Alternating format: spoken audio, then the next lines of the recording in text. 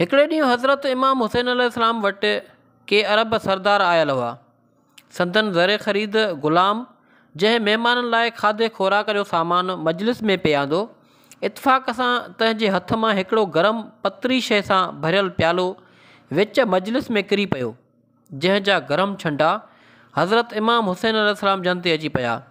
ग़ुलाम ख़ौफ़ खां ॾकण ऐं थड़कण लॻो ऐं रहम तलब निगाह सां इमाम हुसैन ॾांहुं निहारे हथ ॿधी अर्ज़ु करणु लॻो।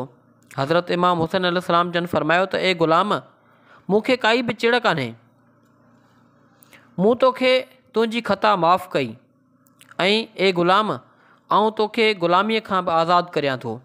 हज़रत इमाम हुसैन अलैहिस्सलाम जन खे ख़ुदा ताला सब्र ऐं रज़ा जी सघ, हक़ जी राह में जान क़ुर्बान करण जी तौफ़ीक़, सचु चई ॾियण जी पहुच, साबित क़दमीअ, तवक्कल ऐं इख़लास घणो ई अता फ़रमायो।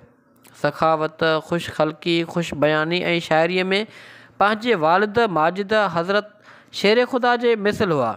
ख़ारजी फ़िरक़े वारा जे हज़रत अली अल मुर्तज़ा ऐं हज़रत इमाम हसन जे हक़ में नाशाइस्ता लफ़्ज़ ॻाल्हाईंदा हुआ। तन जा किताब बि जनाब हज़रत इमाम हुसैन अलैहिस्सलाम जे सिफ़तुनि ऐं गुणनि जी साराह सां भरपूर आहिनि।